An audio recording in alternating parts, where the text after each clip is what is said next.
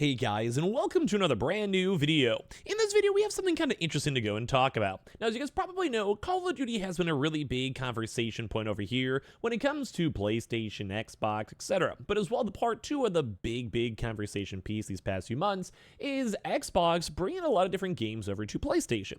And right now, we're kind of looking back a little bit. We're going to be deciding and seeing, like, if right now PlayStation should even be worried, if all these really big legal battles and those Activision saga where there's so much back and forth between law firms and people and spending millions upon millions of dollars and CMAs and all of that, if it was even something we even had to worry about in the first place. And this is kind of intriguing too because there's a lot of takes on it. Like, people are curious on what Xbox is going to do to Game Pass, if it's still going to be for sale, if the sale numbers are going to be good on PlayStation, if Game Pass is going to brutalize the game, if they're going to make money back, if there's going to be more games coming to PlayStation, although many rumors are assuming and alluding towards yes, they will. And a lot of people are just concerned on what's going to be going on in the future of gaming.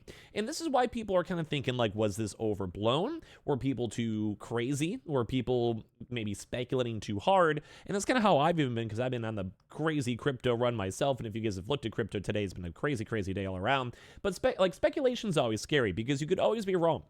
Even if something's going to be a 100% and you think is going to be right, it can sometimes be completely wrong. And that's why I think a lot of people had all these issues when it comes to Sony, when it comes to Xbox. And right now, looking back on it, there's things we have to discuss. What's going to happen in the future of Call of Duty? What's going to happen with the combination of PlayStation, Xbox? Are the console wars pretty much done? Is the Xbox console still going to be relevant? There are so many what ifs. But at least looking back on it, it seems like people who at least have the PlayStation will most likely have a good day, good life, good everything, because they have a chance now to just enjoy games, and hopefully this 10-year lock-in deal is not going to be the only thing that gets locked in forever.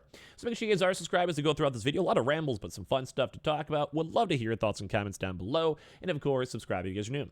So we have an article over here from True Trophies that kind of does a little bit more on the editorial side, kind of breaking down of, like, did PlayStation really have to worry?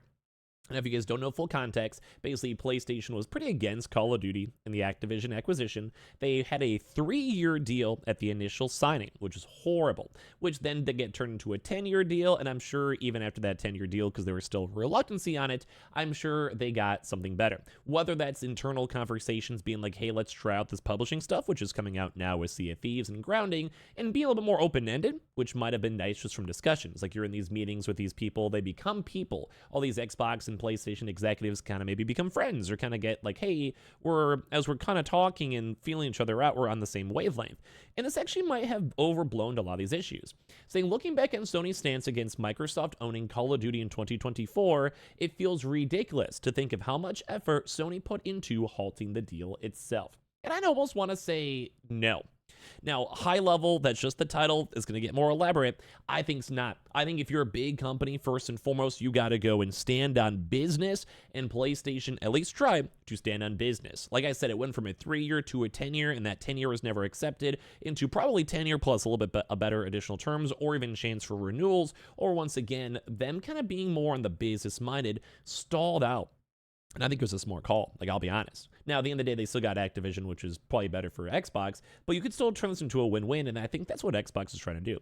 So Sony seemed to generally be concerned after those Call of Duty Modern Warfare 3 trophies arrived on PS3 and PS4, and there might be no further Call of Duty games on PlayStation. Although things did cool, because Microsoft did go and pledge a 10-year deal of the best PS5 game out there, because it's the best-selling game to come and stay on PlayStation. And now Sony games are getting published on PS5, concerns have once again cooled down more. And it kind of makes everyone look back thinking, like, was this even do we even care? Like, was this all overblown? And they're saying Sony's embarrassing Call of Duty fears need to be addressed. In 2023, a few months ahead of the Microsoft Activision Blizzard acquisition finally getting approved, Sony agreed to a Call of Duty deal to keep the franchise on PlayStation for at least 10 years.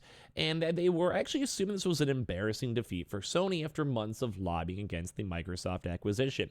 I would say the opposite. I do think 10 years for a game that you're not even guaranteed on gives you a lot of time to make something new, or at least try some things out, and it does seem like the relationship is softening, so they could probably be like, hey, we'll maybe renew the deal. Xbox might have the leverage, but at the same time, they'll be like, okay, we'll give you an extra 2%, and like Xbox wins, and Sony wins, and it's all happy, and gaming spheres win. So now they're seeing even a Halo PS5 release being rumored, to be in the cards, as we covered in prior videos. After Microsoft released games like Sea of Thieves and Hi-Fi Rush on the PlayStation platform, it feels like Sony's entire campaign was utterly meaningless. But once again, I think that's nice because it kind of kept their respect of a business legally, but also like businessy. Like it lets you have a new competitor move in, and they lower their prices to the point where you can't compete with it. They just won.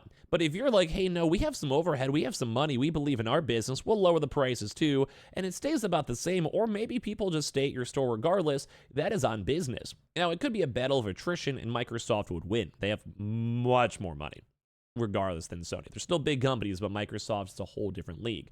But at the same time, they were like, no, we have the users, we have the sales, we have like something unique that you don't have, and obviously Xbox wants it because they were trying to sell their Xbox games on PlayStation. But this guy, I think, kind of has a little bit more of a bad vibe, where I think it's more of a win-win for both. Sony's been loudly rallying against Microsoft's potential ownership of the Call of Duty franchise since 2022, with basically saying it was too big for Microsoft to own, which is not a weak argument. Like, that was in courts, and even big government bodies agreed.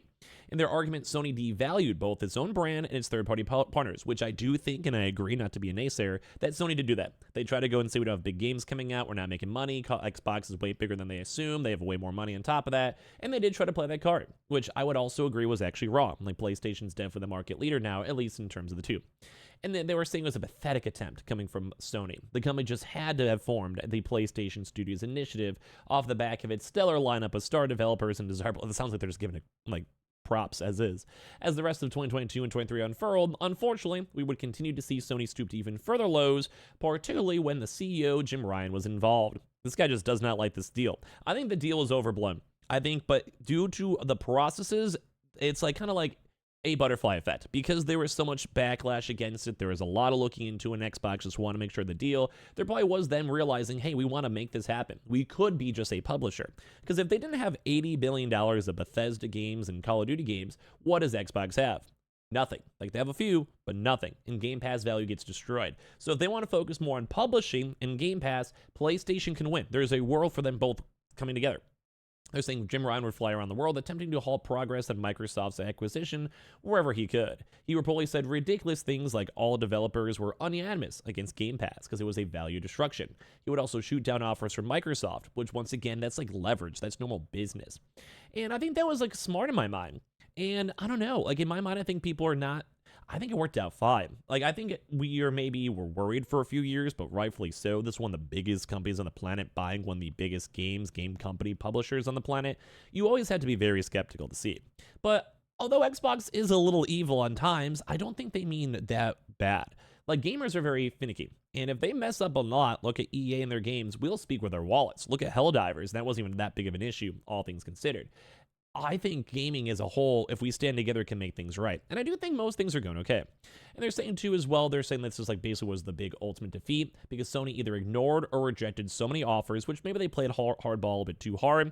And at that point, they also had to go and deal with Activision just actually getting it all proved. But it was at least nice. Like, there was peace offerings, and we're kind of seeing still the gaming sphere as a whole kind of move on. Reflecting on the whole episode in 2024, they say it feels like a fever dream, and I kind of agree. It was a really weird era. Here was Sony, one of the most successful gaming companies in the world, publicly lowering the perceived values of its products just to stop Call of Duty. But don't forget, Call of Duty and Activision, like $70 billion company. Like, it's worth a lot of money.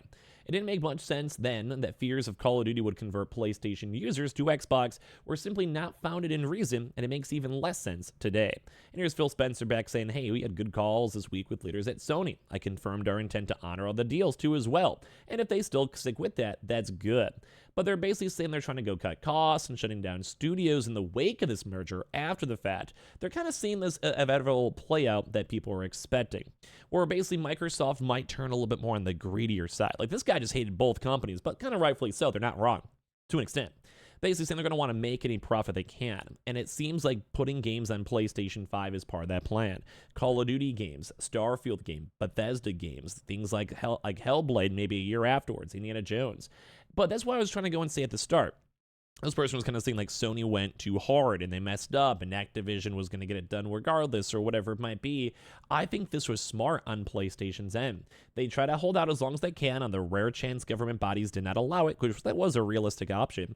But at the same time, since they held out so long, they may have had a chance to open up these discussions and bring games on PlayStation. Like, maybe at the end of the day, after the acquisition was pretty much locked in, they're all in a big meeting room saying, hey, like, you guys won, but why not just sell the games on PlayStation 2? Like, or you're gonna make money. We'll make money. You make more money, but we'll both keep on making money. Like, it kind of keeps Sony's business at like a net like equal, like basically net zero, like it's what we've been having before. Maybe make a little bit of less money because maybe they have better cuts now with Xbox. They rebargain the deal. Let's say you can make $5 billion, and that's going down to $4 billion.